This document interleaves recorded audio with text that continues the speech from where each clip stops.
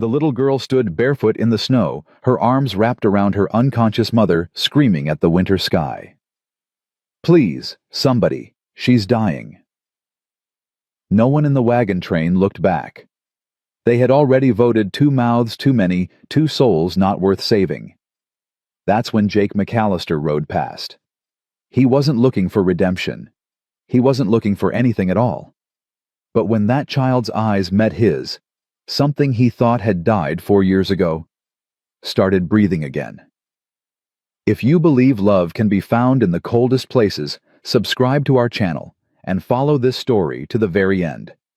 Drop a comment telling us which city you're watching from. We want to see how far this tale travels.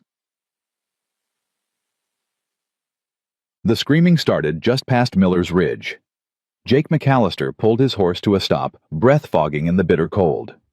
He'd heard plenty of sounds in the Colorado wilderness: wolves, mountain lions, the death rattle of cattle freezing where they stood.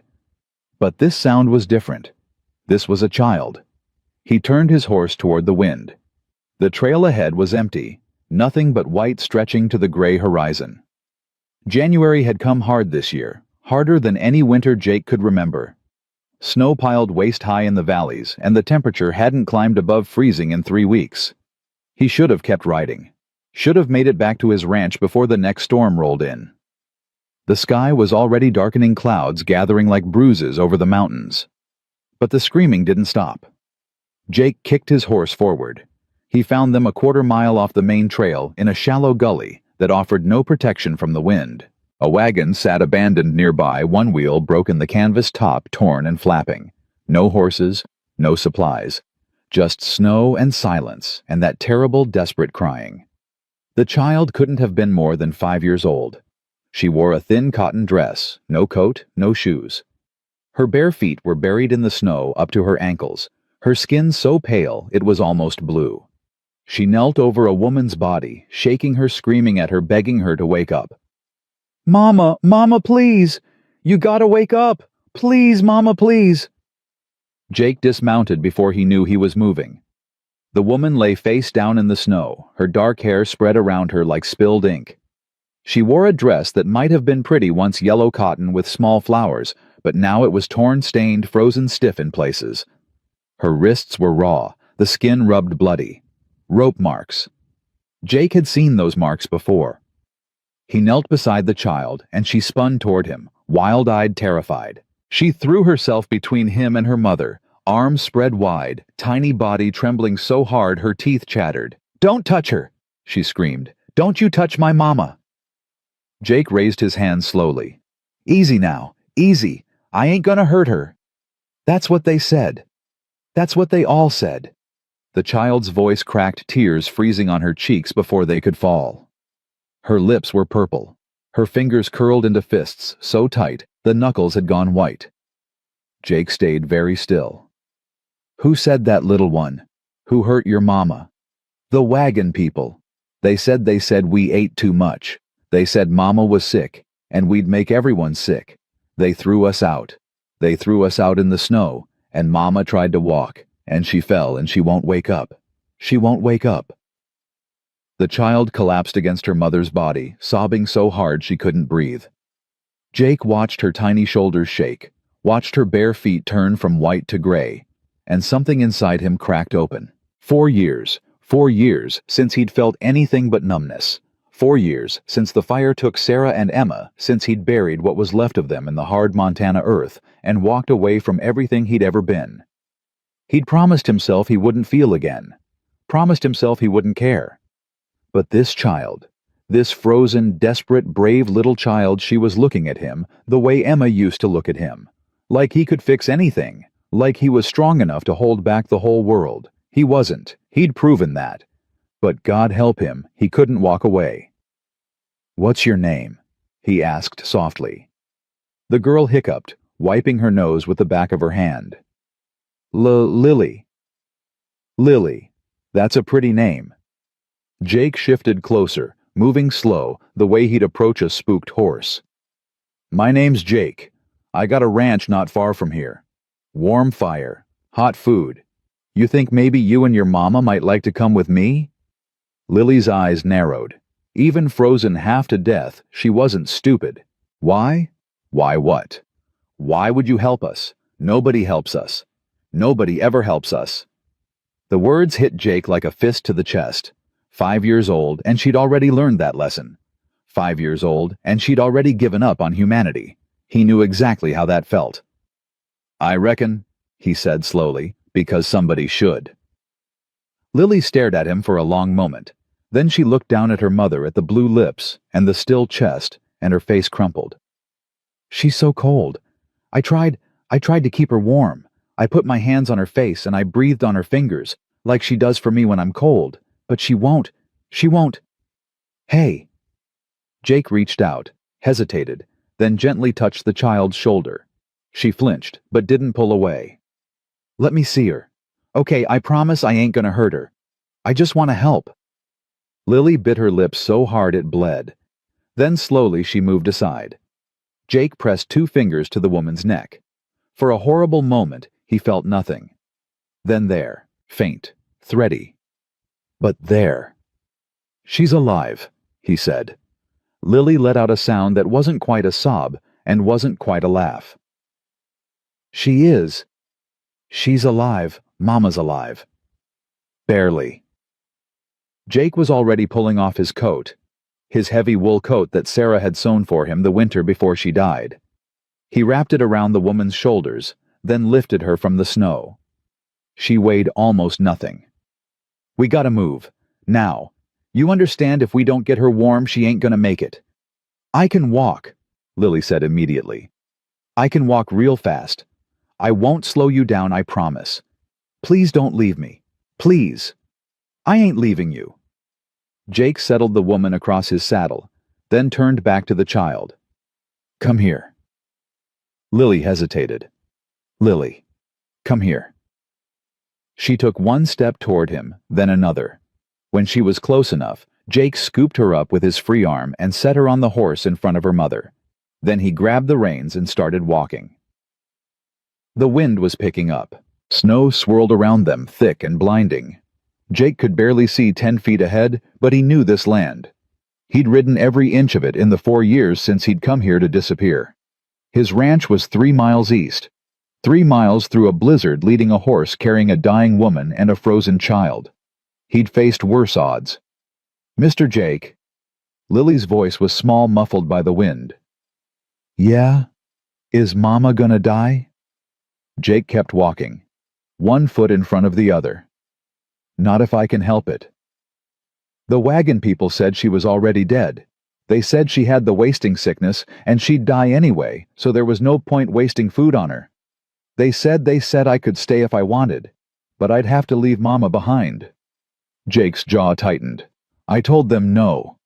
Lily continued, her voice steadier now. I told them I'd rather die with Mama than live without her, so they threw us both out. The man with the red beard, he laughed. He said we wouldn't last an hour. Okay. How long ago was that? I don't know. A long time. The sun was up when they left us. Jake looked at the sky. The sun had set at least 2 hours ago. This child had been out here barefoot in a blizzard for over 4 hours, keeping her mother alive through sheer force of will. He'd seen grown men give up faster than that. You did good, Lily. You did real good.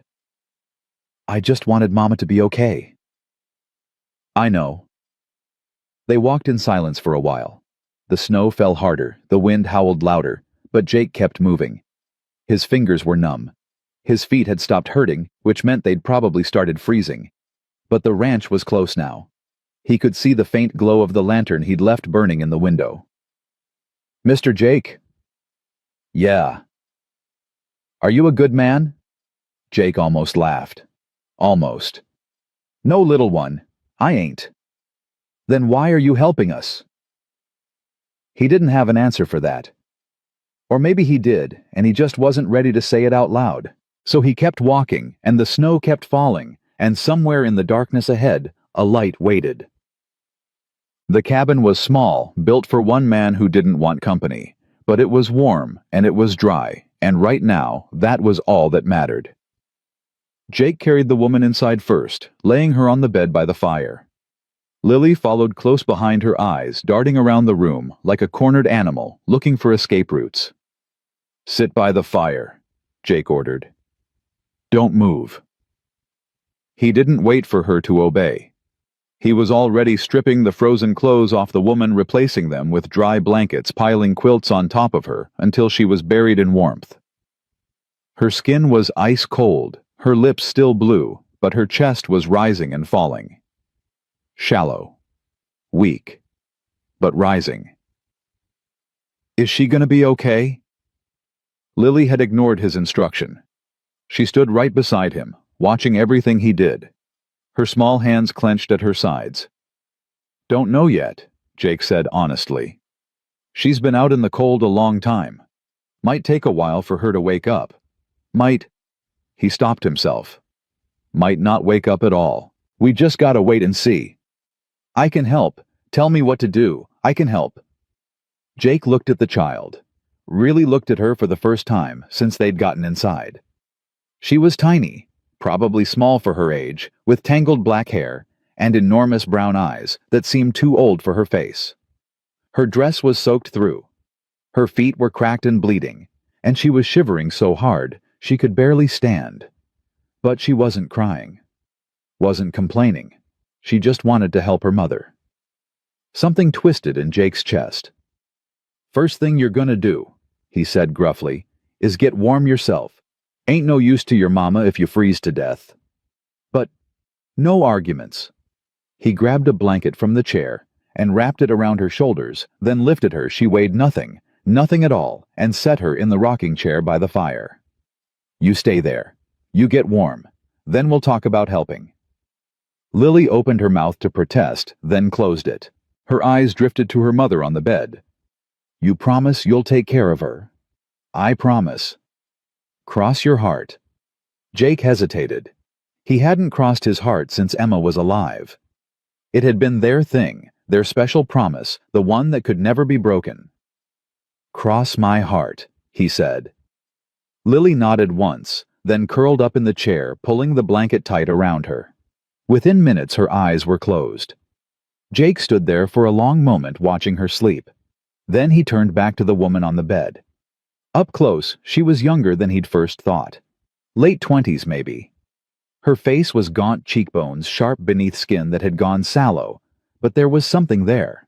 Strength, maybe. Stubbornness. The kind of beauty that came from surviving things that should have killed you. He noticed the scars on her wrists again. Not just rope burns. Older marks beneath them, white and faded. She'd been tied up before. More than once. He noticed the bruise on her jaw yellowing at the edges, a week old at least. He noticed the way her hands were curled into fists, even unconscious, like she was ready to fight. What the hell had happened to this woman? Jake pulled a chair beside the bed and sat down. He had a long night ahead of him. Ted. The fire crackled. The wind howled. And sometime around midnight, the woman opened her eyes.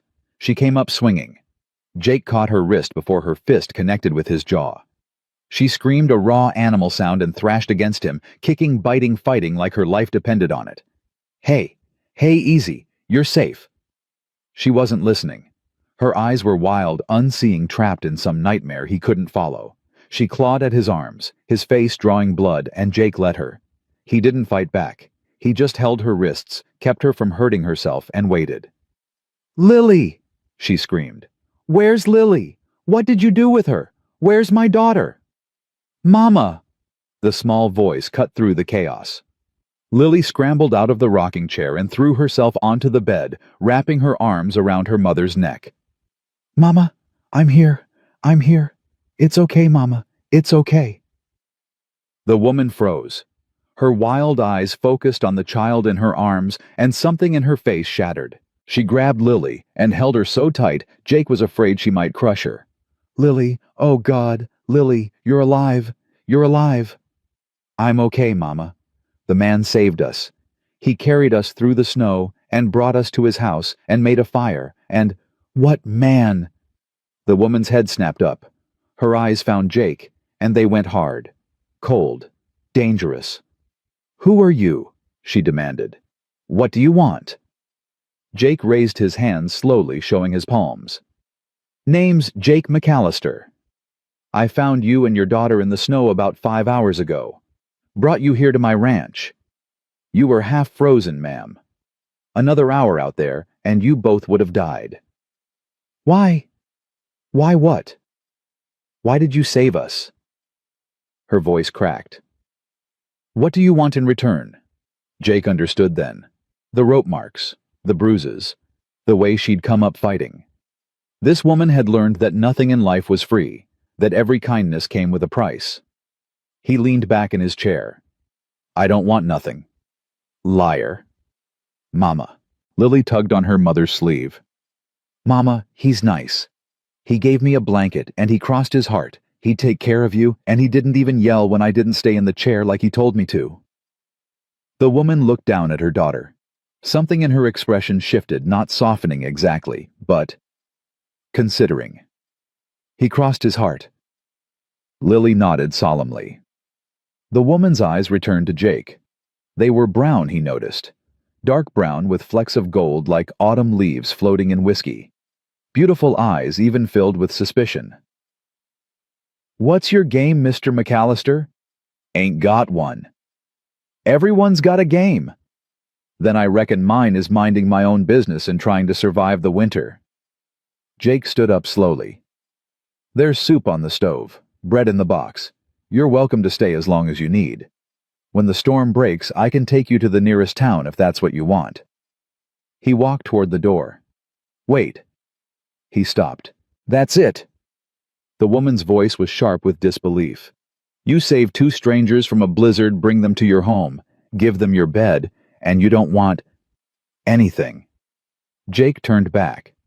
He looked at her, this fierce, damaged, beautiful woman, and then at the child curled against her side, finally safe, finally warm. I had a daughter once, he said quietly. She was about Lily's age when she died. Fire took her.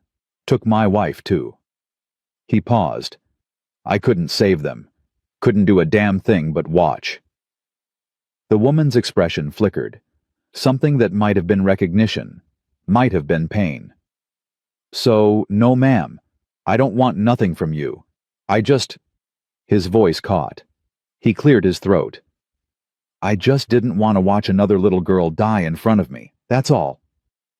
He turned away before she could respond and walked out into the cold.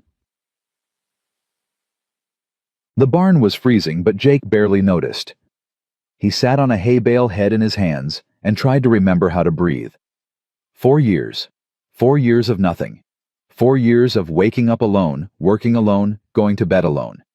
4 years of building walls so high and so thick that nothing could get through. And then one screaming child in a snowstorm, and all those walls came crumbling down. He could still hear Emma's voice, could still see her face the way it had looked that last morning, smeared with jam from breakfast, grinning at him as he headed out to check the cattle. Bye, Papa, love you. Love you too, sweetheart. Those were the last words he ever said to her. By the time he smelled the smoke and rode back, the house was an inferno. Sarah was at the window flames behind her, screaming his name. Emma was already gone. He'd tried to get to them. Tried until his horse threw him, until the roof collapsed, until there was nothing left to save. The scars on his hands, he'd never told anyone how he got them. Never told anyone that he'd tried to dig through burning rubble with his bare hands, screaming his daughter's name until his voice gave out. He hadn't cried at the funeral, hadn't cried since. Some things went too deep for tears. But sitting in that cold barn listening to the wind howl, Jake McAllister finally let himself feel it. All of it. The grief he'd buried. The guilt he'd carried. The terrible, aching loneliness of being the one who survived. And something else. Something he hadn't expected. Hope. It was small, barely a flicker. But it was there. And it terrified him more than anything had in 4 years. Mal. When Jake came back inside an hour later, the fire had burned low. Lily was asleep on the bed, curled up like a kitten, her face peaceful for the first time since he'd found her. The woman was sitting up watching him. You didn't have to sleep in the barn, she said. Figured you'd rest better without a strange man in the house. She considered that, nodded once. Thank you. Yes, ma'am. Clara. Jake blinked. What? My name. It's Clara. Clara Brennan. She hesitated, then added, I suppose if you're going to save my life, you ought to know my name. Clara. He tested it on his tongue. It fit her strong and simple and lovely. That's a nice name. It was my grandmother's. Clara looked down at her hands at the rope burns on her wrists. Mr. McAllister. Jake. Jake. She took a breath. I'm sorry. For attacking you earlier. I thought... She stopped. Started again. I've learned that most men who offer help aren't really offering help. They're offering a transaction. I ain't most men. No. Her eyes met his, and for the first time there was something other than suspicion in them. I'm starting to see that. The fire popped. Outside, the wind died down to a whisper. Get some sleep, Clara, Jake said. We can talk in the morning. She nodded, but she didn't lie down. She just sat there watching him as he settled into the rocking chair and closed his eyes. The last thing Jake heard before he drifted off was Clara's voice, soft as snowfall. Thank you, Jake, for everything. He didn't answer. But somewhere in the darkness, in the cold cabin, in the middle of nowhere, a man who'd given up on everything felt something warm bloom in his chest. And for the first time in 4 years, Jake McAllister didn't dream of fire. Morning came slow and gray. Jake woke to the smell of coffee, real coffee. Not the bitter sludge he usually made, and the sound of voices. No, Lily, you have to stir it gentle. Like this. See? Like this, Mama. Perfect. You're a natural. He opened his eyes. Clara stood at the stove, wrapped in one of his old shirts, her dark hair pulled back from her face. Lily stood beside her on a wooden crate, stirring something in a pot with intense concentration. They looked right, like they belonged here. The thought hit Jake like a punch to the gut. You're awake. Clara had noticed him. She didn't smile. He got the feeling smiling didn't come easy to her, but something in her expression softened. Coffee's ready. Lily insisted on making breakfast. I'm making porridge, Lily announced proudly. Mama taught me. She says I'm going to be the best cook in all of Colorado. I don't doubt it, Jake said, his voice rough with sleep. He pushed himself out of the chair, every muscle aching from the cold ride and the night in the barn. Clara handed him a cup of coffee without being asked, their fingers brushing for just a moment. She pulled away quickly, but not before he saw the flush creep up her cheeks. How are you feeling? Jake asked. You were in pretty bad shape last night. Better, weak, but better. Clara turned back to the stove, hiding her face. I don't remember much after they threw us out of the wagon. Lily says I collapsed and she... Her voice broke. She stayed with you, Jake said. Kept you warm best she could. Wouldn't leave you. Not for anything. Clara's shoulders shook. When she turned around, her eyes were wet, but she wasn't crying. This woman didn't cry. He could tell. She'd forgotten how. She's all I have, Clara whispered. Everything else, my home, my family, my husband, all gone. Lily is all I have left. Your husband? Clara's jaw tightened. Dead. 3 months ago. Gambling debts. The men he owed money to, they... She stopped. It doesn't matter. What matters is we got away. We joined that wagon train heading west, thought we could start over. But the journey was hard, and I got sick, and they decided we weren't worth the trouble. So they threw you out. Like garbage. Her voice was flat. In the middle of a blizzard, with a 5-year-old child. Jake's hands curled into fists. If he ever met the red-bearded man Lily had mentioned, there was going to be a reckoning. You're safe now, he said. Both of you. Clara looked at him. Really looked, searching his face for something. Lies, maybe.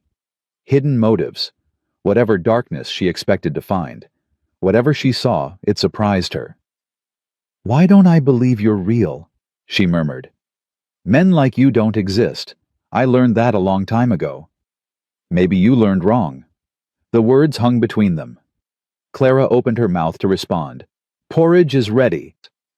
Lily's triumphant announcement shattered the moment. "Everybody sit down, I made breakfast." Clara turned away, but not before Jake saw it. The ghost of a smile tugging at the corner of her lips. It was the most beautiful thing he'd seen in 4 years. They ate in near silence.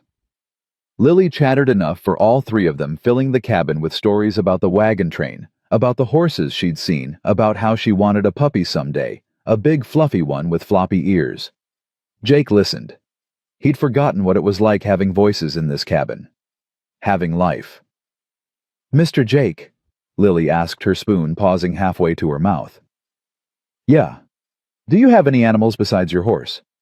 "Got some cattle, chickens, a barn cat named Whiskey." Lily giggled. "That's a silly name for a cat." She earned it.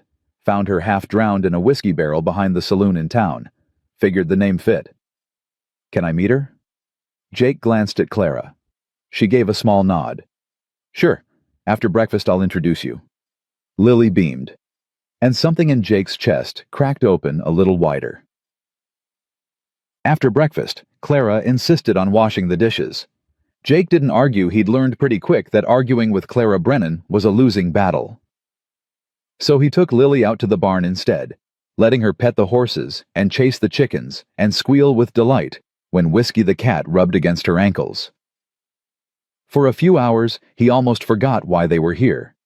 Almost forgot that this wasn't real, that they were just strangers brought together by a storm, and as soon as the roads cleared, they'd be gone.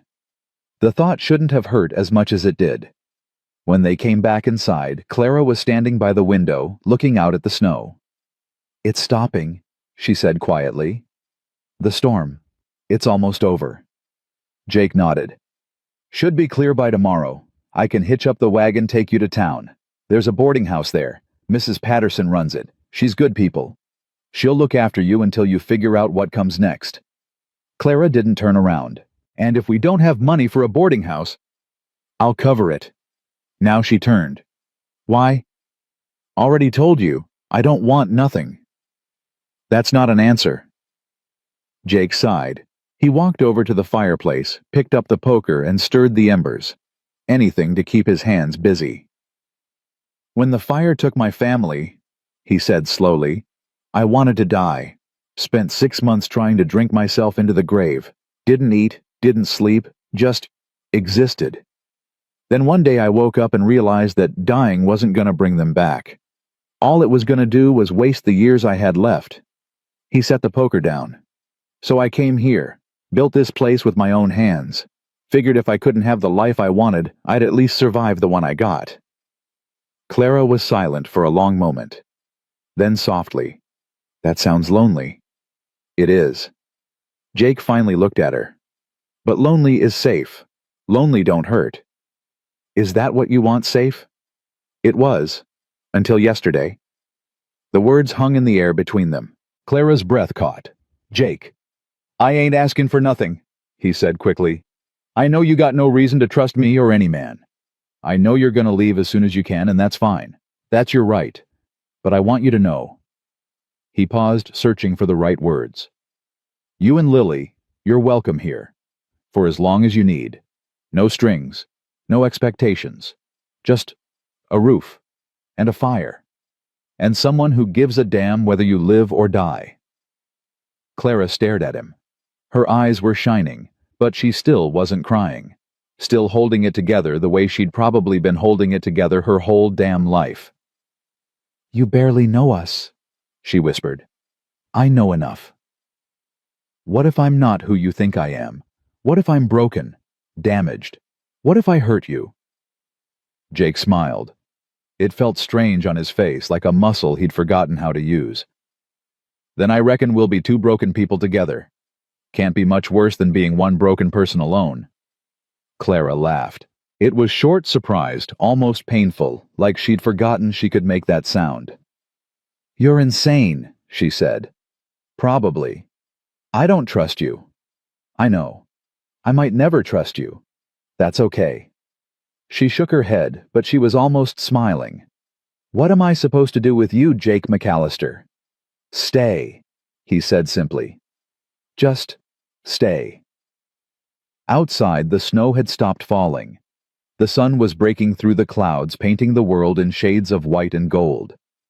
And in a small cabin in the Colorado wilderness, two broken people stood on opposite sides of a room, learning how to breathe again. Clara didn't answer, not with words. But she didn't walk away either, and for now, that was enough. 3 days passed and Clara didn't leave. She told herself it was because Lily needed rest. Told herself the roads were still too dangerous, the snow too deep. Told herself 100 different lies because the truth was too terrifying to admit. She didn't want to go. Every morning she woke before dawn, habit carved into her bones from years of survival. Every morning she expected to find the cabin empty. Expected Jake to have vanished in the night like every other man who'd ever promised her safety. Every morning he was there, stirring the fire, brewing coffee, moving quiet so he wouldn't wake them. It made her angry. It made her suspicious. It made her feel things she'd sworn never to feel again. On the 4th morning she found him outside chopping wood. The sun had barely risen, painting the snow in shades of pink and gold, and Jake worked with the steady rhythm of a man who'd done this 1,000 times before. His breath fogged in the cold air. His shoulders moved beneath his worn wool shirt muscles, rolling with each swing of the axe. Clara watched him from the doorway, and something twisted in her chest. "You're staring." She jumped. Jake hadn't turned around, hadn't stopped chopping, but somehow he knew she was there. "I wasn't staring," she said quickly. "I was observing." "Uh-huh." He split another log, the crack of wood echoing across the clearing. "There's coffee on the stove if you want it." "I know, I made it." That made him pause. He turned, axe resting against his shoulder, one eyebrow raised. "You made coffee?" "You looked cold. I figured you could use something hot when you came in." Clara crossed her arms, defensive. "It's not a big deal." "Never said it was." "Good. Good." They stood there, breath fogging between them, neither willing to look away first. Finally, Jake shook his head and turned back to the woodpile. Lily still sleeping. Like the dead. Clara winced at her own words. "Sorry. I didn't mean—" "It's fine." Jake's voice was even. "She's been through a lot. Sleep's good for her." "She's been through more than any child should." Clara moved closer, wrapping her shawl tighter around her shoulders. "Before the wagon train, before all of this, things weren't good. Her father, he—" She stopped. "It doesn't matter." "It matters to you." "A lot of things matter to me. Doesn't mean I talk about them." Jake set down the axe. He turned to face her fully, and Clara was struck again by his eyes. Gray-blue like storm clouds over the mountains. Sad eyes. Eyes that had seen too much. "My wife used to say that carrying pain alone just makes it heavier," he said quietly. "Said that sharing it don't make it disappear, but it makes it easier to bear." "Your wife sounds like a wise woman." She was. A muscle twitched in Jake's jaw. "Smartest person I ever knew. I spent 5 years trying to be worthy of her, and I still fell short." "What happened to the fire, I mean? How did it start?" The question slipped out before Clara could stop it. She expected him to shut down, to walk away, to tell her it was none of her business. That's what she would have done. Instead, Jake took a long breath and sat down on the chopping block. "Raiders," he said. "We had a ranch up in Montana. Small place, nothing fancy, but it was ours. Sarah and I built it together after we got married. Emma was born there." His voice caught on his daughter's name. "She used to help me feed the chickens every morning. Had this little pink dress she insisted on wearing even when it got too small for her. Drove Sarah crazy, but I couldn't say no to that face." Clara lowered herself onto a nearby stump, drawn in despite herself. "The raiders came in the night," Jake continued. "I was out checking on the cattle. Heard the gunshots, saw the flames. By the time I got there—" He stopped. Swallowed hard. Sarah was at the window. She was screaming my name. And Emma. Emma was already— "Stop!" Clara's voice was sharper than she intended. You don't have to. I tried to get to them, tried to break down the door, climb through the windows, anything, but the fire was too hot too fast. The roof collapsed before I could. Jake looked down at his hands, at the faded burn scars across his palms. I dug through the rubble for hours, bare hands, looking for them, hoping maybe they'd found a way out. Maybe they were hiding somewhere, maybe. He broke off. The silence stretched between them, heavy as snowfall. I'm sorry, Clara whispered. I shouldn't have asked. No. Jake raised his head. It's all right. I ain't told that story to anyone in 4 years. Maybe it's time. Why me? The question hung in the air. Jake held her gaze for a long moment, something unreadable in his expression. Because you understand, he said finally. Don't you?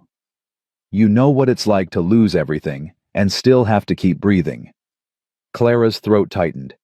She wanted to deny it, wanted to keep her walls up, wanted to stay safe behind the armor she'd spent years building.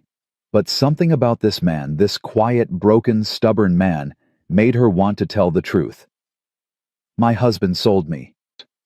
The words came out flat, emotionless, like she was reading from a newspaper. It was the only way she could say them. 3 months before he died, he ran up gambling debts he couldn't pay. The men he owed, they came to collect. And Thomas, my husband, he offered them a trade. Clara's hands curled into fists in her lap. Me. He offered them me. Jake went very still. They kept me in a basement for 2 weeks. Did things I can't. She shook her head. Lily was with Thomas's sister. They didn't know about her, thank God. When Thomas was killed in a card game, the debt was considered settled. They let me go. Clara. I'm not finished. She forced herself to keep talking to get it all out before she lost her nerve. I took Lily, and I ran. Spent everything I had to get us on that wagon train heading west. I thought if we could just get far enough away, start over somewhere new, we could forget. We could heal. A bitter laugh escaped her. Turns out you can't outrun your past. It just follows you and waits for the right moment to drag you back down. Jake was quiet for a long moment. Then he stood, walked over to where she sat, and did something that made Clara's breath catch in her throat. He knelt in front of her. Slowly, carefully, he reached out and took her hands in his. His grip was gentle, so gentle, like he was holding something precious. Listen to me, he said, his voice low and fierce. What happened to you that wasn't your fault? None of it. Your husband, those men, the wagon train, none of them deserved you. None of them saw what you really are. And what's that? Strong. Jake's eyes held hers. Brave. A fighter. A mother who would walk through a blizzard barefoot to keep her daughter safe. His thumb brushed across her knuckles. You ain't broken, Clara. You're just scarred. Like me. And scars, they ain't weakness. They're proof you survived. Clara stared at him. No one had ever said anything like that to her. No one had ever looked at her the way Jake was looking at her now. Not with pity, not with judgment, but with something that looked almost like awe. You don't know me, she whispered. I know enough. I might hurt you. You might. I can't promise anything. I ain't asking you to. She should have pulled away. Should have retreated behind her walls, kept herself safe, protected what was left of her shattered heart. Instead, she squeezed his hands back. You're a fool, Jake McAllister. Been told that before. I'm difficult and stubborn, and I have nightmares that wake me up screaming. So do I. I don't know how to trust anymore.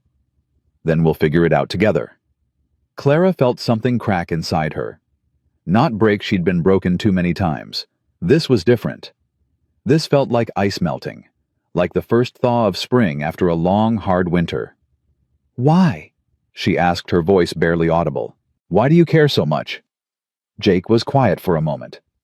When he spoke, his voice was rough with emotion. Because for 4 years, I've been walking around like a dead man, going through the motions, waiting to die without having the courage to actually do it. He paused.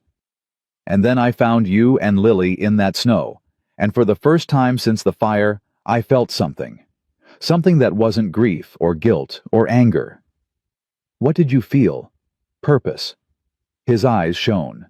Like maybe God or fate or whatever you want to call it gave me a second chance. Like maybe I wasn't put on this earth just to suffer. Maybe I was put here to help someone, to protect someone, to... He trailed off. To what? To love again. The words came out barely louder than a whisper. Even if it scares the hell out of me. Clara's heart pounded against her ribs. This was too fast. Too much. She barely knew this man, and here he was kneeling in the snow, talking about love like it was something real, something possible, something that wouldn't eventually destroy them both. But when she looked into his eyes, those sad, honest, hopeful eyes, she couldn't find a single lie. "Mama." The small voice shattered the moment. Clara yanked her hands back, turning to find Lily standing in the doorway, rubbing sleep from her eyes. "Mama, I'm hungry." Clara stood quickly, brushing snow from her skirt. "I'll make breakfast, sweetheart. Go back inside where it's warm." "Is Mr. Jake okay? Why is he sitting in the snow?" Jake pushed himself to his feet, wincing slightly. "I'm fine, little one. Just having a talk with your mama." "Oh." Lily considered this. "Can I have pancakes?"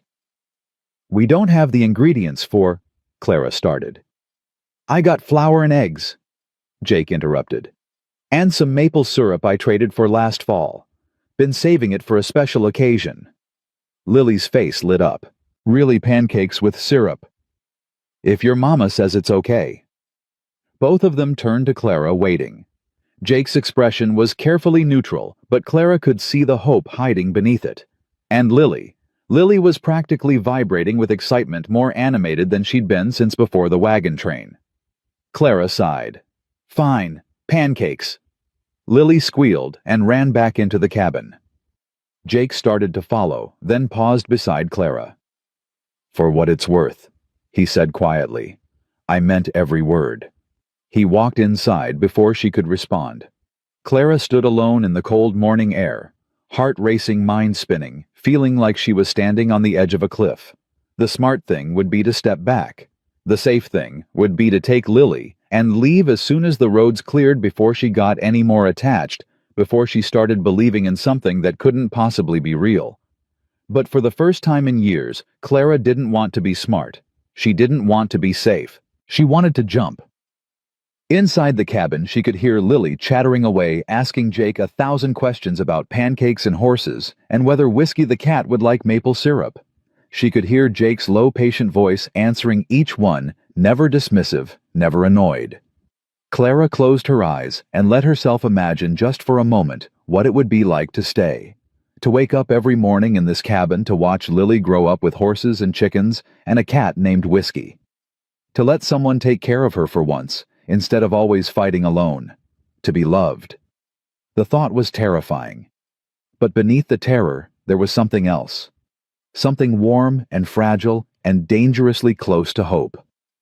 Clara opened her eyes and walked inside. The next week passed in a blur of small moments that stitched themselves together into something Clara didn't have a name for. Mornings began with coffee and quiet conversations, Jake and Clara talking in hushed tones while Lily slept. He told her about his childhood in Tennessee, about his father who drank too much, and his mother who prayed too hard. She told him about growing up in Arizona, about her Mexican grandmother who taught her to cook, and her Irish father who taught her to read. They traded stories like currency, each revelation buying a little more trust, a little more intimacy. Clara found herself saying things she'd never told anyone. Not Thomas, not her sister, not even the priest she'd confessed to after her husband's death. Jake listened. That was the thing about him. He didn't try to fix her problems or minimize her pain. He just listened, nodding in all the right places, asking questions that showed he actually cared about the answers. It was disorienting. It was wonderful. It was absolutely terrifying. Afternoons belonged to Lily. Jake taught her to ride his gentlest horse, a dappled gray mare named Biscuit. He showed her how to collect eggs without getting pecked, how to milk the cow without getting kicked, how to whistle loud enough to call the barn cat from across the field. Clara watched them together, and something in her chest ached with a sweetness she'd forgotten existed. This was what a father was supposed to look like. This was what safety felt like. She'd almost given up believing such things existed. Evenings were for the three of them crowded around the small table, eating whatever Clara had managed to cook on the old iron stove. Jake declared her cornbread the best he'd ever tasted, and even though Clara knew he was exaggerating, she felt a flush of pride that lasted for hours. After dinner, they'd sit by the fire. Jake would whittle he was making something for Lily, though he wouldn't say what while Clara mended clothes or read aloud from the small collection of books Jake kept on a shelf by the window. Lily would curl up between them, fighting sleep until her eyes finally surrendered. Those were the moments Clara held closest. The quiet moments. The peaceful moments. The moments that felt like home. On the 8th night, Clara woke to find Jake gone. She sat up, heart-pounding old fears clawing at her throat. He'd left. Of course he'd left. They all left eventually, didn't they? Every man she'd ever trusted had walked away, or worse, and she'd been a fool to think Jake would be different. Then she heard it. A low sound coming from outside the cabin. Not words, not exactly. More like singing. Clara wrapped a blanket around her shoulders and crept to the door. Jake stood in the snow face, tilted toward the sky, singing something soft and sad in a language she didn't recognize. His voice was rough, untrained, but there was a beauty to it that made Clara's breath catch. The melody rose and fell like waves, like grief, like prayer. She didn't mean to speak. The word just slipped out. Jake. He turned. In the moonlight, she could see the tears on his cheeks. Sorry, he said hoarsely. Didn't mean to wake you. What were you singing? Old Cherokee lullaby. My mother taught it to me when I was small. He wiped his face with the back of his hand. I used to sing it to Emma, every night before bed. She said it helped her sleep. Clara walked toward him, snow crunching beneath her bare feet. You should go back inside, Jake said. It's freezing out here. So should you. I will. Just needed a minute. Does it help, the singing? Jake was quiet for a long moment. Some nights. Other nights nothing helps. Other nights I just have to sit with it until morning. Clara reached out and took his hand. His fingers were ice cold, trembling slightly. You don't have to sit with it alone, she said. Jake looked at her. Something shifted in his expression, something raw and vulnerable and terribly young. I don't know how to do this, Clara, any of this. I've been alone so long I forgot how to be anything else. Then we'll figure it out together. She was echoing his own words back to him, and from the way his breath caught, he knew it. You deserve better than me, he whispered. Maybe, but you're what I want. The words hung in the frozen air between them. Clara hadn't meant to say them, hadn't meant to admit even to herself that she'd started wanting things again. But there they were, undeniable and true. Jake's hand tightened around hers. If I kiss you right now, he said slowly, is that okay? Clara's heart hammered against her ribs. Yes. He leaned in slow and careful, giving her every chance to pull away. His lips brushed hers, soft as snowfall, tentative as a question. She answered by kissing him back. It wasn't passionate, it wasn't desperate. It was gentle and sad and full of something that felt like hope, like two broken people finding something worth holding on to in the wreckage of their lives. When they finally pulled apart, Jake rested his forehead against hers. I'm scared, he admitted. So am I. I might mess this up. You might. You're still willing to try? Clara thought about all the reasons she shouldn't, all the ways this could end badly, all the pain she'd already survived and wasn't sure she could survive again. Then she thought about Lily sleeping peacefully for the first time in months, about mornings full of coffee and conversation, about the way Jake looked at her like she was something worth protecting. Yes, she said. I'm willing to try. Jake smiled. It transformed his whole face, chasing away the shadows, making him look younger, lighter, almost happy. Then let's go inside before we freeze to death. Can't start a new life if we're dead. Clara laughed, the sound startling them both.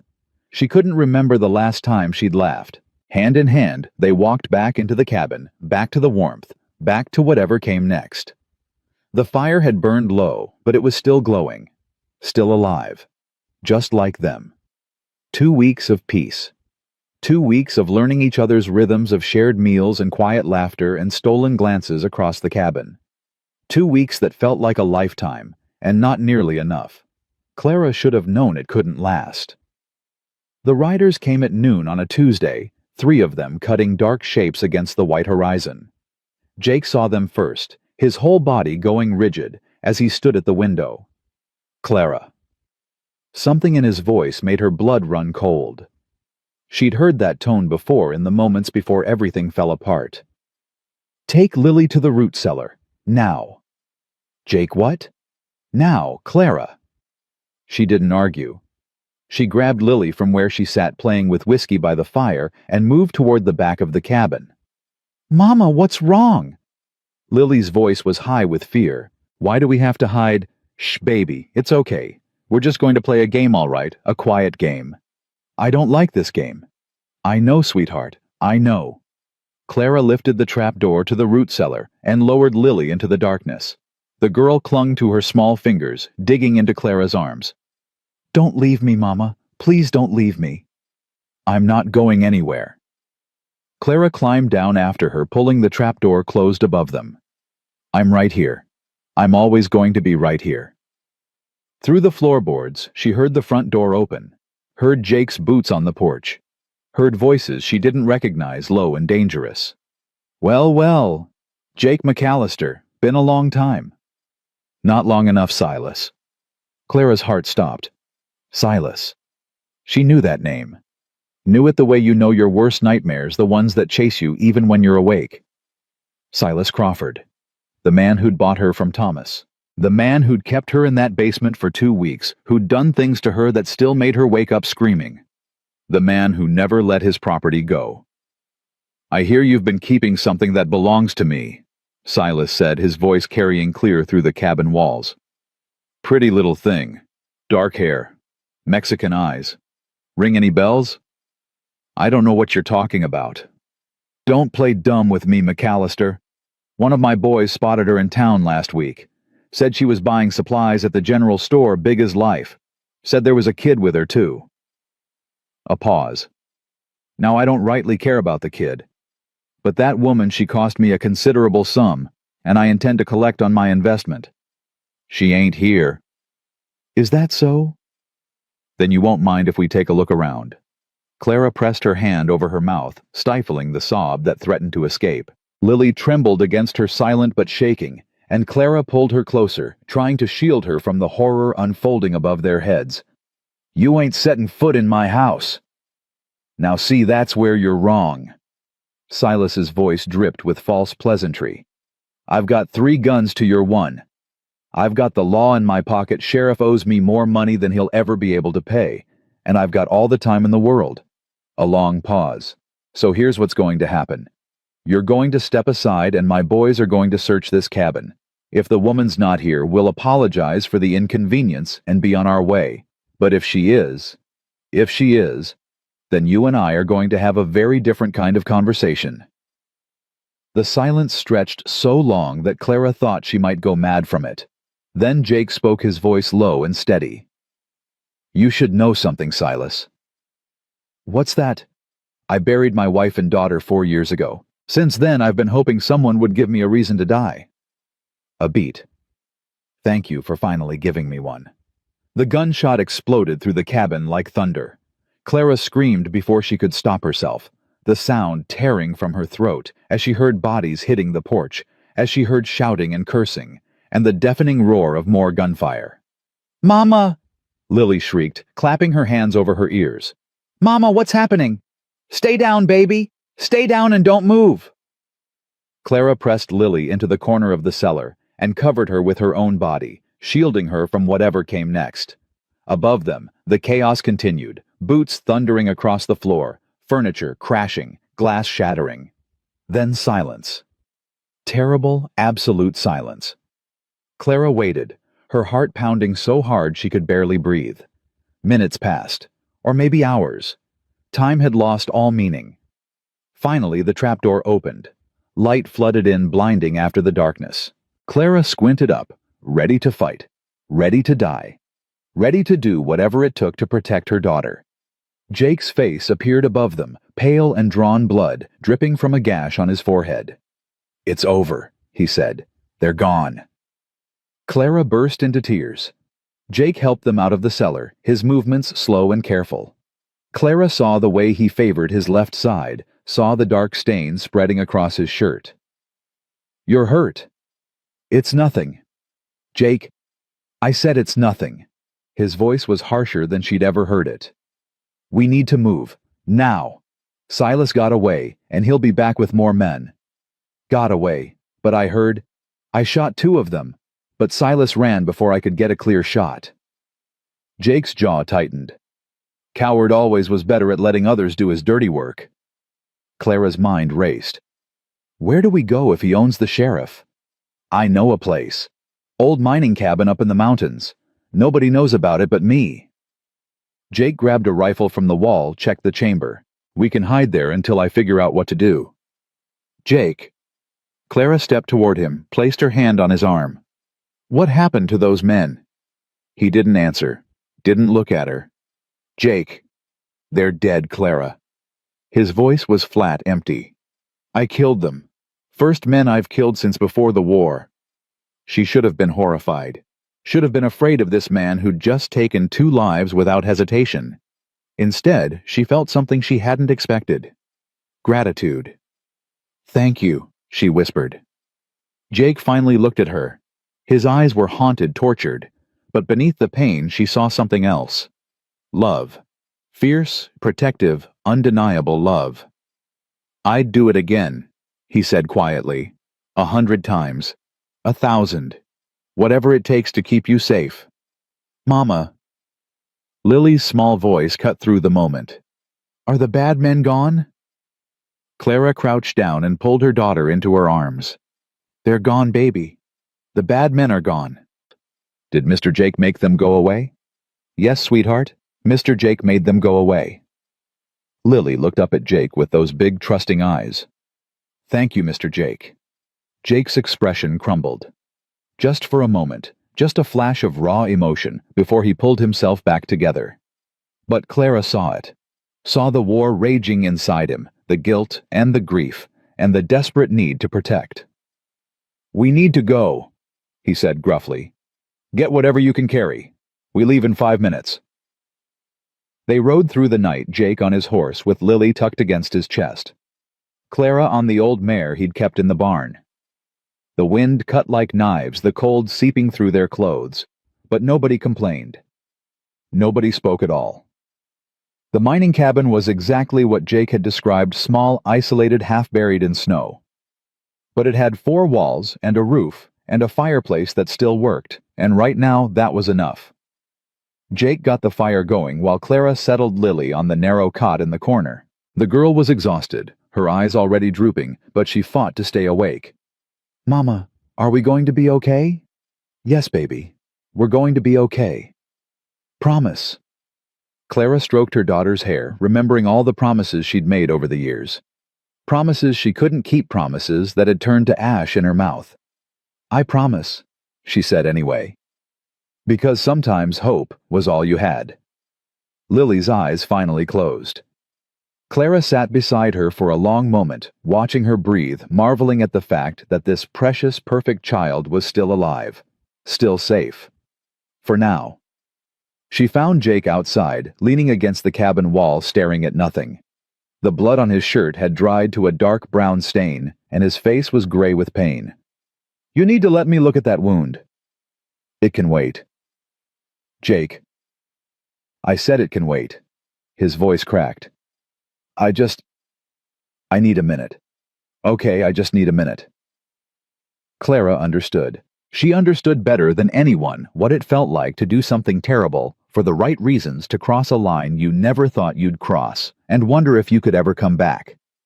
She didn't push. She just stood beside him, shoulder to shoulder, letting him know he wasn't alone. Finally, Jake spoke. I thought I was done with killing. You were protecting us. I know. That's what scares me. He turned to look at her, his eyes dark with something that might have been shame. It was easy, Clara. Too easy. I saw them coming for you, and something in me just switched off. I didn't hesitate. Didn't think. Just pulled the trigger. That's not a bad thing. Isn't it? Jake laughed a bitter, broken sound. I used to be a deputy sheriff, did I tell you that, back in Kansas before the war? I believed in law and order. Believed that civilized men solved their problems with words, not bullets. That was before. Before what? Before the world taught you different. Jake stared at her. How do you do that? Do what? Make everything seem so simple. It is simple. Clara reached up and touched his face, feeling the rough stubble beneath her fingers. Good men do terrible things sometimes. That doesn't make them evil. It makes them human. I don't feel human right now. Then let me help you remember. She kissed him. Not gentle this time, not tentative. This kiss was fierce and desperate and alive, a declaration and a promise and a challenge all at once. Jake responded in kind. His arms wrapped around her, pulling her close, and for a few precious moments there was nothing in the world but the two of them holding on to each other in the darkness. When they finally broke apart, both of them were breathing hard. Clara. Jake said, his voice rough. I need you to know something. What? Whatever happens, whatever Silas does, whatever comes next, I'm not letting him take you. You understand, I'll die before I let him touch you again. Don't say that. It's the truth. Then make me a different promise. Clara gripped his shirt, pulling him closer. Promise me you'll live. Promise me you'll fight like hell and come back to me. Promise me you won't give up. Clara. Promise me, Jake. He was quiet for a long moment. Then slowly he nodded. I promise. Cross your heart. Something flickered in his eyes, something that might have been hope. Cross my heart. 3 days passed in the mining cabin. 3 days of waiting, watching, wondering when Silas would come. Jake spent most of his time outside, keeping watch, checking the perimeter, doing everything he could to prepare for the attack they both knew was coming. His wound was healing, though he still moved like a man held together by sheer stubbornness. Clara stayed with Lily, trying to maintain some semblance of normalcy. She taught her daughter letters, traced them in the frost on the window. She told her stories, the same ones her grandmother had told her when she was small. She held her close at night when the nightmares came. On the 4th morning, Jake came inside with news. I'm going into town. Clara's blood went cold. What? No. That's exactly what Silas wants. I know, but we can't hide up here forever. We're running low on supplies, and Lily needs medicine for that cough. He glanced at the cot where Lily lay sleeping, her breathing raspy and wet. I'll be careful. In and out. Just a few hours. Let me go instead. Absolutely not. Jake. Clara. He crossed to her, took her hands in his. If something happens to me, you take Lily and you run. There's money hidden in the floorboard by the fireplace, enough to get you to California, maybe Oregon. Start over where nobody knows your name. I'm not leaving without you. You will if you have to. For Lily. Clara wanted to argue, wanted to scream and cry and beg him not to go. But she looked at her daughter, at the fever flush on her cheeks and the rattle in her chest, and she knew he was right. Come back to me, she whispered. You promised. I always keep my promises. He kissed her long and deep, like he was memorizing the feel of her lips. Then he pulled away, grabbed his rifle, and walked out the door. Clara watched him ride away until he disappeared over the ridge. Then she sat down, put her head in her hands, and prayed. The hours crawled by. Clara paced the small cabin, checking on Lily, adding wood to the fire, looking out the window every few minutes, even though she knew it was too soon for Jake to return. The waiting was agony. The silence was worse. Late afternoon, Lily woke up. Mama, where's Mr. Jake? He went to get you some medicine, sweetheart. He'll be back soon. I miss him. Clara's throat tightened. I know, baby. I miss him too. Mama? Lily's voice was small, hesitant. Is Mr. Jake going to be my new papa? The question hit Clara like a physical blow. She sat down on the edge of the cot, gathering her daughter in her arms. Would you like that? She asked carefully. If Mr. Jake was your papa. Lily nodded against her chest. He's nice. He teaches me things. He doesn't yell like my old papa did. A pause. And he makes you smile. You never used to smile, Mama, but now you do. Clara closed her eyes, tears spilling down her cheeks. I smile because of you, baby. And yes, because of Mr. Jake, too. So he can be my papa. We'll see, sweetheart. We'll see. She held Lily until the girl fell asleep again, her small body burning with fever. Clara pressed a cool cloth to her forehead and tried not to think about what would happen if Jake didn't come back. If Silas found him in town. If everything they'd built in these few short weeks came crashing down. The sun was setting when she heard the hoofbeats. Clara grabbed the rifle Jake had left her and moved to the window, heart pounding. One rider. Coming fast. Please, she prayed. Please let it be him. The horse crested the ridge, and Clara's knees nearly buckled with relief. Jake! She threw open the door and ran outside, not caring about the cold, not caring about anything except the man climbing down from his horse. You came back. Told you I would. She threw herself into his arms, and he caught her, held her, buried his face in her hair. I got the medicine, he said against her ear. And something else. What? Jake pulled back, and Clara saw something in his expression she hadn't seen before. Hope. Real, genuine hope. Silas is dead. The words didn't register at first. What? Found him in the alley behind the saloon. Someone stabbed him, robbed him blind. Sheriff said it was probably one of his own men. Turns out Silas owed a lot of people money. Jake shook his head, almost disbelieving. It's over, Clara. It's really over. Clara stared at him. Then she started to laugh. And cry. And laugh some more. It's over. She repeated the words, tasting like freedom. It's really over. It's really over. She kissed him then in the fading light in the cold mountain air with the taste of tears on her lips and the weight of years lifting off her shoulders. Inside the cabin, Lily coughed in her sleep. Outside, the sun set on the worst chapter of Clara's life. And somewhere in the darkness, a new story was beginning. The medicine worked faster than Clara had dared to hope. Within 3 days, Lily's fever broke. Within a week she was up and walking, pestering Jake with questions about horses and demanding to know when she could go back to playing with Whiskey the cat. They returned to the ranch on a Sunday morning, the sun bright on the snow, the air crisp and clean. Clara held her breath as they crested the final ridge, half expecting to find the cabin burned to the ground, destroyed by Silas's men in their absence. But there it stood exactly as they'd left it. Solid. Safe. Waiting. We're home, Lily whispered, her voice full of wonder. Clara looked at Jake. He was staring at the cabin with an expression she couldn't quite read. Jake, you okay? Yeah. He cleared his throat. Yeah, I never thought I'd hear that word again. What word? Home. Clara reached over and took his hand. Their fingers intertwined, and something settled in her chest. Something that felt like belonging. Let's go home, she said. The days that followed were gentle ones. Jake threw himself into repairing the damage from the attack, replacing the broken window, fixing the splintered doorframe, scrubbing the bloodstains from the porch until no trace remained. Clara understood what he was doing. He was erasing the violence, trying to make the cabin feel safe again. She helped where she could, but mostly she focused on Lily.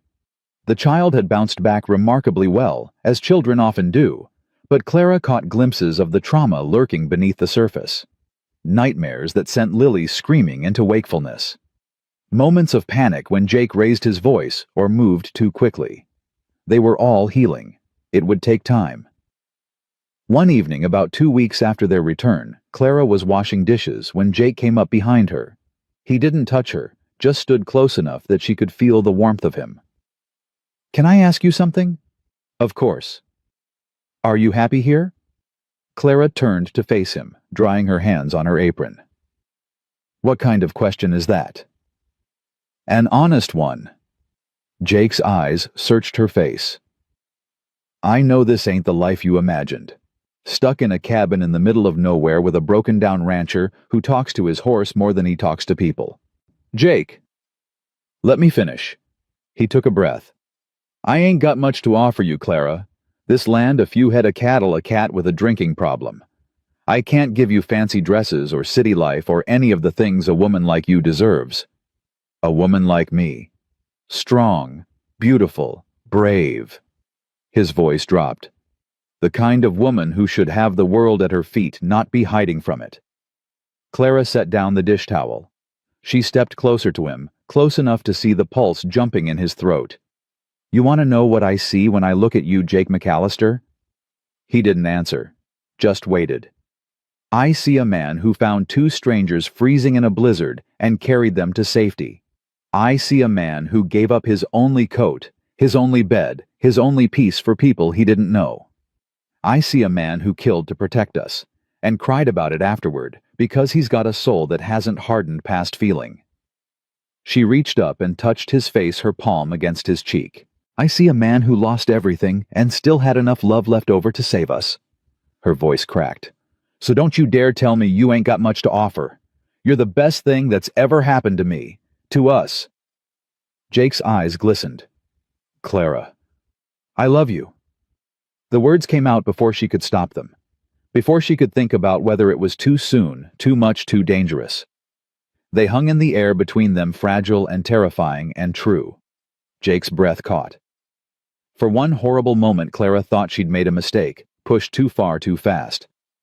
Then his hands came up to cup her face, gentle as prayer. "Say it again." "I love you." Again. "I love you, Jake. I love you." He kissed her like a drowning man gasping for air, like she was the only solid ground in a world that had been shifting beneath his feet for years. Clara melted into him, her fingers tangling in his hair, her heart pounding against her ribs. When they finally broke apart, both of them were trembling. "I love you too," Jake said hoarsely. "God help me, I love you so much it scares me." "Then we can be scared together." He laughed, a sound so unexpected that it made Clara laugh too. They stood there in the kitchen, foreheads pressed together, laughing like fools, and Clara thought this must be what joy felt like. This lightness, this warmth, this sensation of being exactly where you were meant to be. "Mama." "Mr. Jake, why are you laughing?" Lily stood in the doorway, rubbing her eyes, her nightgown trailing on the floor. "Nothing, sweetheart," Clara said, stepping back from Jake. "We were just being silly. Grown-ups are weird." "You got that right, little one," Jake agreed. He crouched down to Lily's level. "What are you doing out of bed?" "I had a bad dream." "Again?" Lily nodded, her lower lip trembling. "The bad man was chasing us, and you weren't there to make him go away." Jake's expression softened. He opened his arms, and Lily ran into them, burying her face against his shoulder. "Listen to me, Lily. That bad man is never coming back. You understand? He's gone forever, and I'm not going anywhere. I'm going to be right here every single day, keeping you and your mama safe. Promise. Cross my heart." Lily pulled back, studying his face with that solemn intensity only children possess. "Mr. Jake." "Yeah. Can I call you something different?" Jake went still. Clara held her breath. "What do you want to call me, sweetheart?" Lily bit her lip. Her eyes flicked to Clara, then back to Jake. "Mama says maybe one day you could be my papa. Is that true?" Clara's heart stopped. Jake swallowed hard. When he spoke, his voice was rough with emotion. "Would you want that, for me to be your papa?" "Yes." No hesitation, no doubt. "My other papa was mean. He yelled and threw things and made Mama cry. But you're not like that. You're good. You make Mama smile. Lily. So, can I call you Papa? Jake looked up at Clara. She saw everything in his eyes, all the grief and hope and fear and love tangled together into something she didn't have words for. She nodded. Jake turned back to Lily. Yeah, sweetheart, you can call me Papa. Lily's face split into the widest smile Clara had ever seen. She threw her arms around Jake's neck and squeezed with all her might. I love you, Papa. Jake's whole body shook. He wrapped his arms around the little girl and held her close, eyes squeezed shut, tears streaming down his face. I love you too, Lily. More than you'll ever know. Clara watched them, her own tears flowing freely. This was what family looked like. Not blood or obligation or legal documents. Just two people choosing each other, choosing to love, choosing to stay. She'd spent so long searching for home, running from one place to another hoping the next stop would be different. And here it was. Not a place at all. Just a man holding a child, promising to keep her safe. Home. Spring came slowly that year. The snow melted in patches, revealing dead grass and frozen mud. But every day, there was a little more green, a little more life.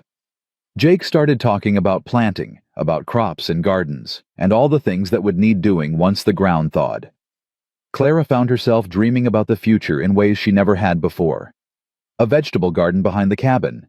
A chicken coop that wasn't falling apart. Maybe someday a room added on for Lily so she wouldn't have to share space with her mother forever. Maybe someday a room for a baby. The thought came unbidden, and Clara shoved it away. Too soon. Too much. One step at a time. But she couldn't deny the warmth that spread through her chest whenever Jake talked about next year, and when Lily's older, and the future. He was planning. He was hoping. He was building something meant to last. And he wanted her to be part of it. One morning in early March, Clara woke to find Jake already gone. That wasn't unusual. He often rose before dawn to tend the animals, but something felt different today. The cabin was quiet, the fire burned low, and there was a note on the table. Meet me at the Big Oak. Bring Lily. Jay. Clara frowned. The Big Oak was a 20-minute walk from the cabin, a massive tree at the edge of Jake's property that he'd once told her was older than the nation itself. She had no idea why he'd want to meet there. Lily, sweetheart, wake up. 5 more minutes. Papa wants us to meet him somewhere. We have to go. That got Lily's attention. She scrambled out of bed, suddenly wide awake. Where is it a surprise? I love surprises. I don't know, baby. Let's go find out. They bundled up against the lingering cold and set off through the melting snow. Lily chattered the whole way, her breath puffing white in the morning air, her small hand clutched tight in Clara's. As they approached the Big Oak, Clara saw Jake standing beneath its branches. He was dressed in his best clothes, the clean shirt, the wool vest, the boots he only wore to church. In his hands, he held something small. What's going on? Clara asked as they drew near. Jake didn't answer right away. He looked at her, then at Lily, then back at her again. His expression was strange, almost nervous. I've been thinking, he said slowly. About what? About a lot of things.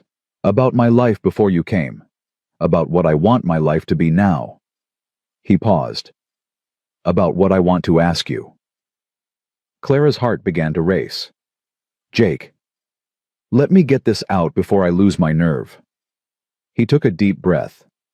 4 years ago, I buried my wife under this tree. She always loved it here, said it made her feel small in a good way. Like all her problems were tiny compared to something that old and strong. Clara glanced at the ground and noticed for the first time a small stone marker nestled among the roots. Sarah McAllister, beloved wife and mother. I came here after the fire, Jake continued. Came here to say goodbye. To tell her I was sorry I couldn't save her. Sorry I couldn't save Emma. Sorry for everything. His voice wavered. I promised her I'd never love anyone again. That I'd spend the rest of my life making up for failing her. Jake, you don't have to. But then I found you. He stepped closer, his eyes locked on hers. And Lily. And everything I thought I knew about myself, about what I could feel, about what I deserved, it all changed. You changed it. You changed me." He held up the small object in his hands. It was a ring, Clara realized. Simple brass polished to a shine. "I made this myself," Jake said. "Melted down the casing of the first bullet I ever fired. Back when I was a deputy. Back when I believed in justice and truth and all those things that feel so far away now." He turned the ring over in his fingers. "I've been carrying it around for years, not knowing what I was saving it for. Now I know." He dropped to one knee. "Clara Brennan, I ain't got pretty words. I ain't got money or status or anything most women would want. All I've got is this land, this life, and a heart that's been dead for 4 years until you came along and woke it up." Clara couldn't breathe, couldn't think, couldn't do anything but stare at this man kneeling in the melting snow, offering her everything he had. "I love you," Jake said. "I love your strength and your fire and the way you look at me like I'm worth something. I love your daughter like she's my own. I want to spend the rest of my life earning the trust you've given me, being the man you deserve, building something real and good and lasting." He held up the ring. "Will you marry me?" The world went silent. No birds, no wind, no sound at all except the pounding of Clara's heart.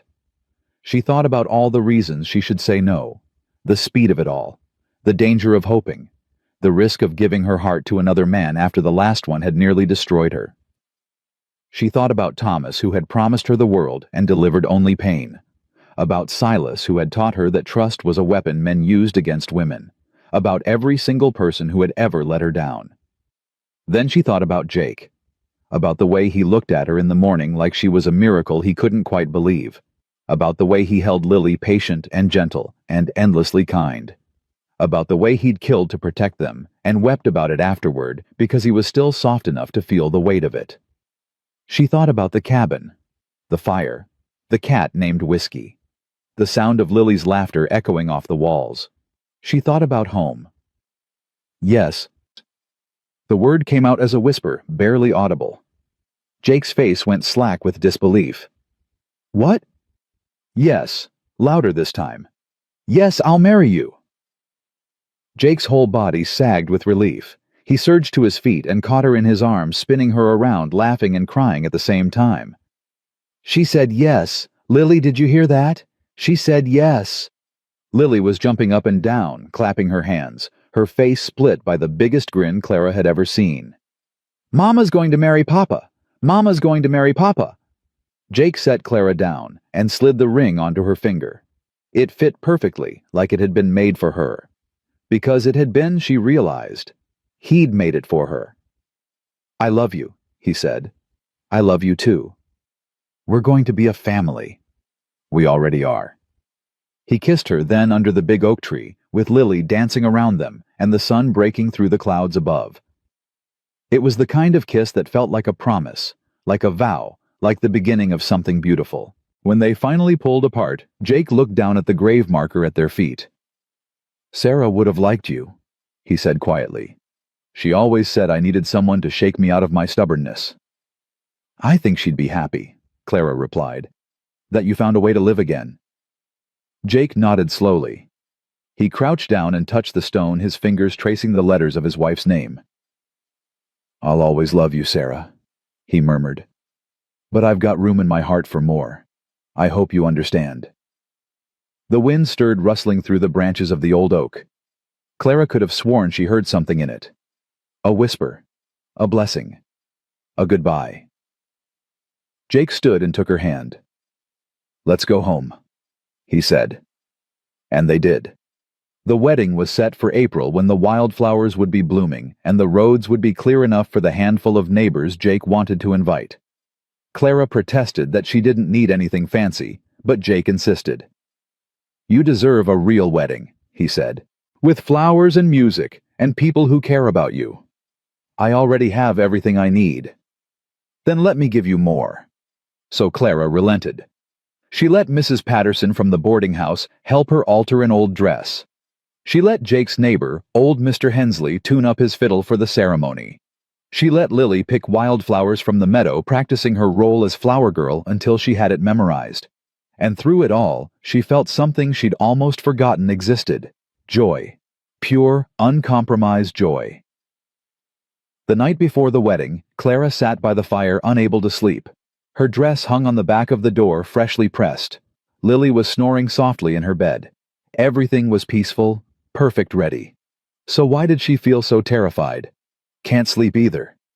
Jake's voice came from the doorway.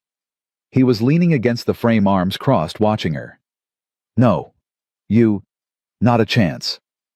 He crossed to sit beside her, taking her hand. What's on your mind?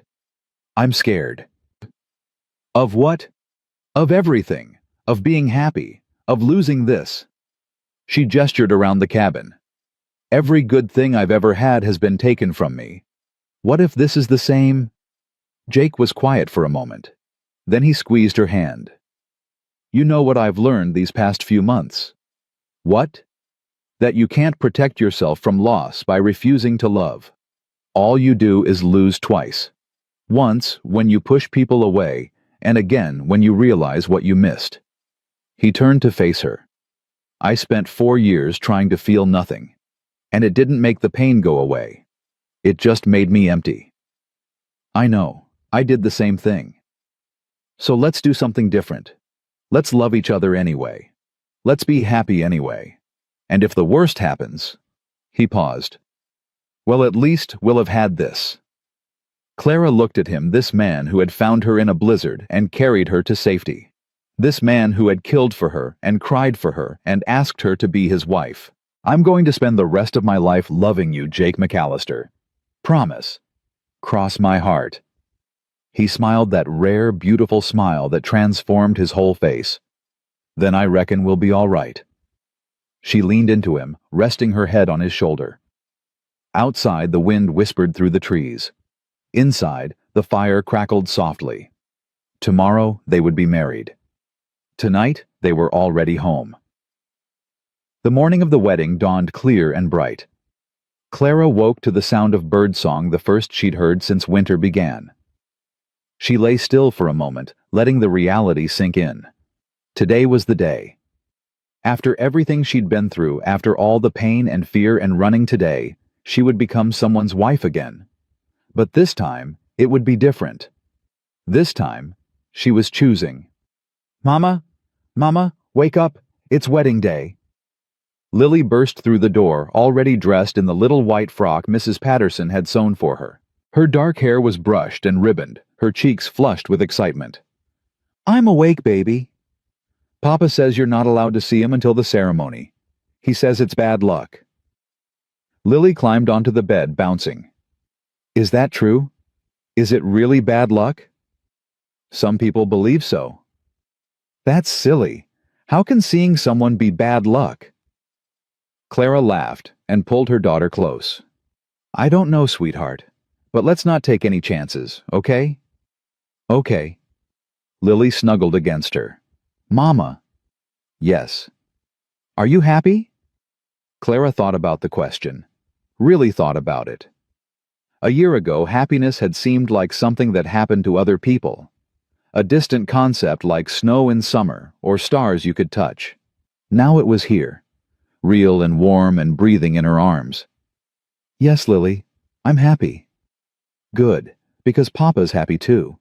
He was singing this morning. I heard him. Singing. That funny song, the one in the language I don't understand. The Cherokee Lullaby. Jake only sang it when he was feeling something too big for words. Clara's heart swelled.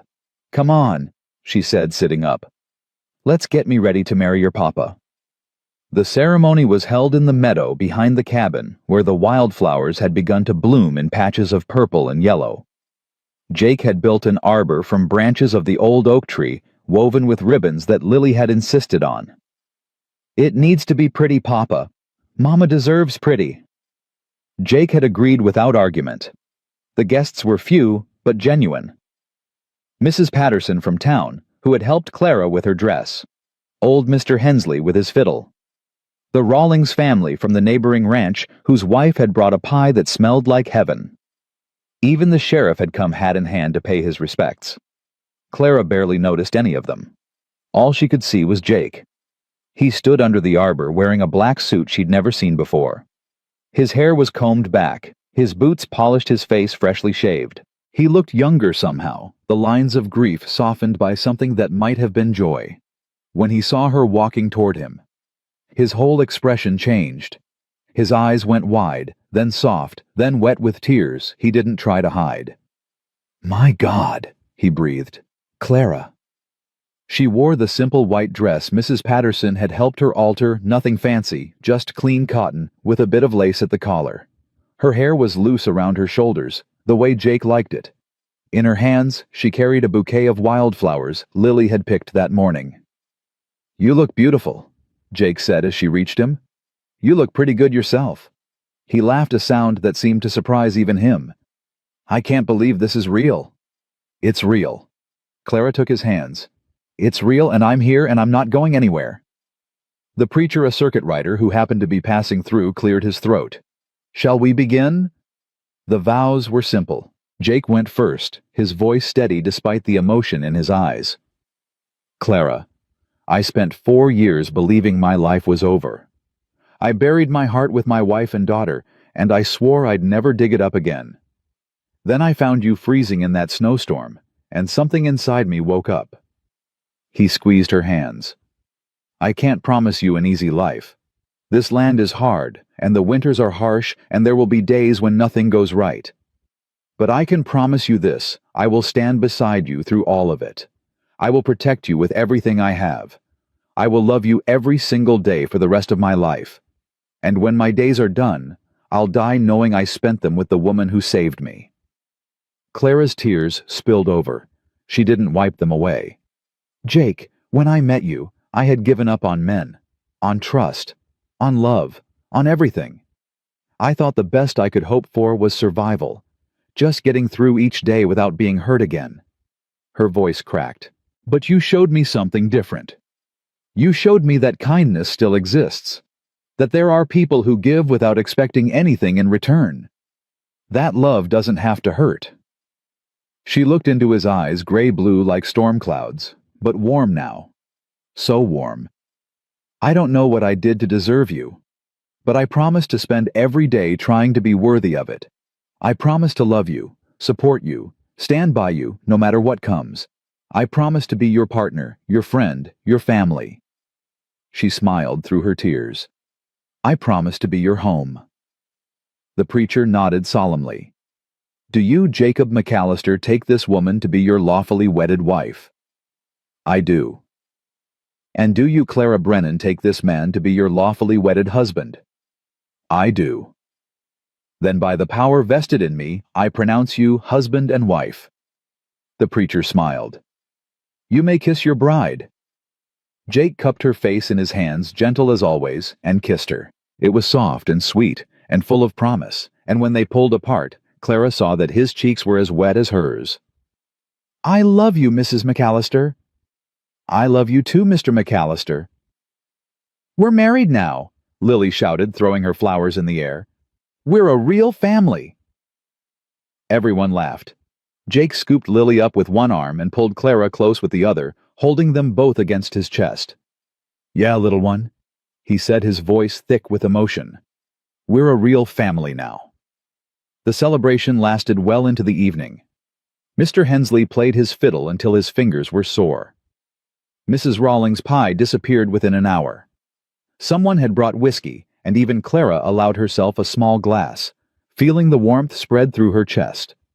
But the moment she treasured most came later, after the guests had gone, and Lily had finally fallen asleep, exhausted from dancing and eating and sheer joy. Jake found Clara standing on the porch, looking up at the stars. "Penny, for your thoughts." "I was just thinking about how much has changed." Clara leaned into him as he wrapped his arms around her from behind. "A few months ago, I was sure I was going to die in that blizzard. Now I'm married. I have a home. My daughter calls someone Papa."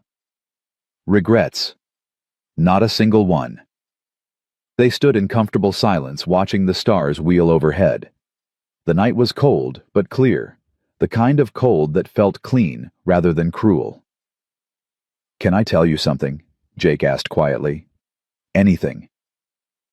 When I found you in that snow, when I saw Lily standing there barefoot screaming at the sky, something happened to me. Something I can't explain." Clara turned in his arms to face him. "What do you mean?" "I heard a voice. In my head. Clear as day." Jake's expression was troubled, like he was admitting something he'd never told anyone. It said, "These are yours now. Take care of them." A voice. I know how it sounds. Believe me, I've spent months trying to talk myself out of it. But I heard it, Clara. Plain as I'm hearing you now. Clara thought about the wind in the oak tree, the whisper she'd heard when Jake was talking to Sarah's grave, the sense that something larger than themselves had brought them together. "Maybe it was God," she said softly. "Or fate. Or your wife looking out for you from wherever she is. You don't think I'm crazy? I think there are things in this world we don't understand." Clara reached up to touch his face. "And I think whatever brought us together, whatever led you to that snowstorm on that exact day, at that exact moment, I'm grateful for it. I don't need to understand it. I just need to honor it." Jake's eyes shone. "How did I get so lucky?" "We got lucky together." He kissed her forehead, her cheeks, her lips. "Come to bed, wife." Clara smiled. "Yes, husband." The months that followed were the happiest of Clara's life. Spring melted into summer, and the ranch came alive with growth. Jake planted a vegetable garden, and Clara tended it with care she hadn't known she possessed. Lily adopted a baby chick that followed her everywhere, much to Whiskey, the cat's disgust. They fell into a rhythm, the three of them. Mornings began early with chores and coffee and quiet conversation. Afternoons were for work, for teaching Lily her letters, for the endless tasks that kept a ranch running. Evenings were for each other, gathered around the fire, telling stories and making plans. It wasn't perfect. They fought sometimes about small things that didn't matter and big things that did. Jake had a stubborn streak that drove Clara crazy, and Clara had a temper that could flare without warning. There were hard days when the old grief crept back, days when Clara found Jake staring at nothing, lost in memories she couldn't reach. But they worked through it, every time, because that was what family did. One evening in late August, Clara sat on the porch watching the sun set over the mountains. Lily was inside, supposedly doing her reading, but probably playing with the cat. Jake was in the barn, finishing up the day's work. Clara's hand rested on her stomach. She'd suspected for weeks now. The tiredness, the nausea, the way her body felt different, fuller somehow. But she hadn't said anything to Jake. Hadn't wanted to get his hopes up until she was sure. Now she was sure. "You look like you've got something on your mind." Jake had emerged from the barn without her noticing. He walked toward her, wiping his hands on a rag, his face curious. "Come sit with me." He settled beside her on the porch step, close enough that their shoulders touched. "What's going on, Clara?" "I have something to tell you." "Okay." Clara took a deep breath. "Do you remember a few months ago when you talked about the future? About building more rooms onto the cabin? About Lily getting bigger? About all the things we might do someday?" "I remember." "Well," Clara took his hand and placed it on her stomach. "Someday might be coming sooner than we thought." Jake went very still. His hand pressed against her belly, his eyes searching her face. "Are you saying what I think you're saying? I'm pregnant, Jake. We're going to have a baby." For a long moment, he didn't speak. His expression was unreadable, and Clara felt a flutter of fear. What if he wasn't ready? What if this was too much, too fast? Then Jake's face crumpled. He pulled her into his arms and held her so tight she could barely breathe, his whole body shaking with silent sobs. Clara held him back, stroking his hair, letting him feel whatever he needed to feel. "A baby," he finally managed. "We're having a baby." "Yes." "I'm going to be a father again." "Yes, Jake."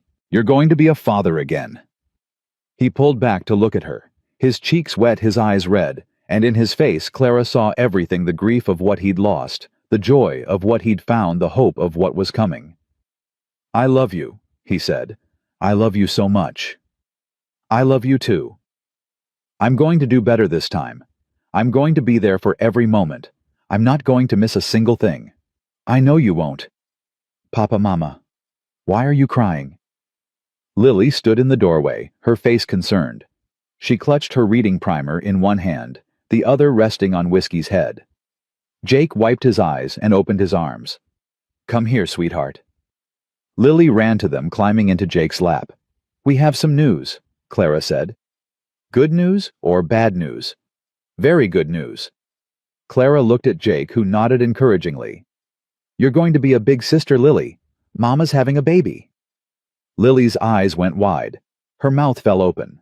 For a moment she looked like she might cry. Then she let out a shriek of joy so loud it startled Whiskey into fleeing. "A baby! We're having a baby!" She threw her arms around Clara's neck, then Jake's, then Clara's, again bouncing with excitement. "Can I name it? Can I teach it to ride horses? Can it sleep in my room? When is it coming?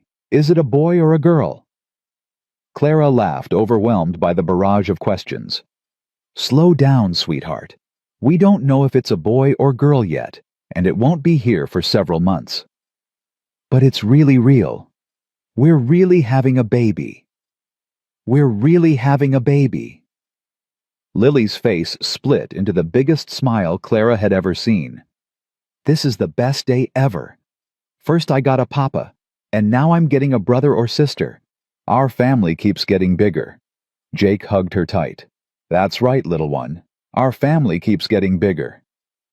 Clara watched them, her husband and her daughter wrapped up together in a moment of pure happiness. She thought about the blizzard, about the wagon train that had thrown them out to die, about Silas Crawford and Thomas Brennan, and all the people who had tried to break her. They hadn't won. None of them had won. Because here she was, surrounded by love, carrying new life inside her, living proof that the darkest chapter didn't have to be the last one. The baby was born in March, when the snow was just beginning to melt. A boy. 7 pounds, strong lungs, a shock of dark hair like his mother's. They named him Samuel. Samuel Jacob McAllister. "After my father," Jake explained, holding his son for the first time, tears streaming down his face. "He wasn't a good man, but my mother always said there was something worth saving in him. Maybe this little one can be what he couldn't."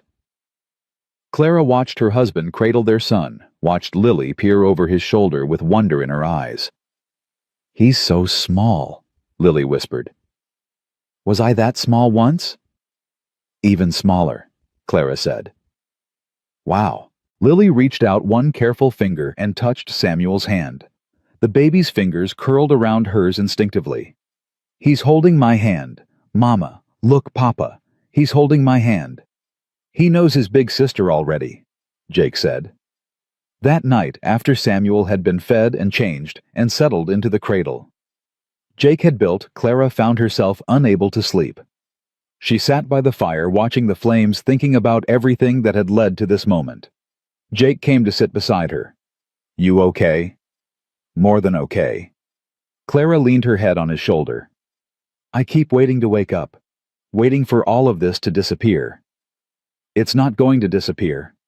"I know, but sometimes I still can't believe it's real." Jake was quiet for a moment. Then he reached into his pocket and pulled out something small. "I found this in the snow the day I found you," he said. It was clutched in Lily's hand. "I kept meaning to give it back, but then... I don't know. It felt important somehow." He opened his palm. In it lay a small silver button tarnished with age. Clara's breath caught. "That was my father's," she whispered. "He gave it to Lily before he died, told her it would keep her safe." "I think it did." Jake pressed the button into her hand. "I think it led me to you." Clara closed her fingers around the little piece of silver, feeling its weight, its history. "Maybe it did," she said. "Or maybe we were always meant to find each other. Either way, I'm grateful. So am I." They sat together in the firelight, listening to Samuel's soft breathing, to Lily's occasional murmur from the bedroom, to the wind whispering through the eaves. Jake. Yeah. Thank you. For what? For saving us, for loving us, for giving us a home. Jake kissed her temple. You saved me too, Clara. Don't forget that. Before you came, I was just waiting to die. Now I've got something to live for. A family. A future. He pulled her closer. We saved each other. Clara smiled against his shoulder. Outside, the last of winter was giving way to spring. Inside, a fire burned warm and steady, chasing away the shadows. And in a small cabin in the Colorado wilderness, a family slept peacefully safe and whole and together. They had been strangers once, broken people thrown together by a storm. Now they were home. Clara woke before dawn the next morning as she always did. But instead of rising immediately, she lay still for a moment listening. Jake's steady breathing beside her, Samuel's soft whimpers from the cradle, Lily's footsteps padding across the floor, trying to be quiet as she went to check on her baby brother, the sounds of her family, the sounds of her life. She thought about writing it down someday. The whole story from the beginning. The blizzard, the rescue, the healing. The fear and the hope and the love that had grown between them, like wildflowers after rain. Maybe Lily would read it when she was older. Maybe Samuel would. Maybe their children would, and their children's children, passing the story down through generations like a treasured heirloom. The story of how a broken man found two strangers in the snow. How he brought them home. How they became a family. How love, even after loss, could bloom again. Clara rose quietly, careful not to wake Jake. She crossed to the window and looked out at the mountains pink with the first light of dawn. She was Clara McAllister now. Wife, mother, survivor. She had been sold, abandoned, left for dead. She had walked through fire and ice and come out the other side. And she was still standing. Behind her, Samuel began to cry. Jake stirred, reaching instinctively for the cradle. Lily appeared in the doorway, rubbing her eyes. Is Sammy hungry, Mama? Probably, sweetheart. I'll get his blanket. Clara turned from the window and walked toward her family. Jake caught her eye and smiled that rare, beautiful smile that still made her heart skip after all these months. Good morning, Mrs. McAllister. Good morning, Mr. McAllister. She took her son in her arms. She felt her daughter press against her side. She met her husband's eyes across the room. This was her life now. Not perfect, not easy, but real. And it was more than she had ever dared to dream. The story of Clara and Jake McAllister would be told for years to come. Around campfires and dinner tables, in letters and journals passed from one generation to the next. The story of a little girl who stood barefoot in a blizzard crying for someone to save her mother. The story of a rancher who had nothing left to lose but found something worth living for. The story of two broken people who built something beautiful from the wreckage of their pasts. Some called it luck. Some called it fate. Some called it a miracle. Clara called it love. And love, she had learned, was the strongest force in the world. Stronger than fear, stronger than grief, stronger than all the darkness that tried to swallow you whole. Love had found her in the snow. Love had carried her home, and love would keep her there warm and safe and whole for the rest of her days. Home was not just a place. It was the people who stayed when everyone else walked away. It was the hands that reached for you in the darkness. It was the voice that whispered, "I've got you," and meant it with every fiber of their being. Clara had searched her whole life for home. She had finally found it. Not in a cabin in the mountains. Not in Colorado or Arizona or anywhere on a map. Home was Jake's arms around her. Home was Lily's laughter. Home was Samuel's tiny fingers wrapped around hers. Home was love, fierce and tender and unbreakable. And Clara McAllister was never letting go.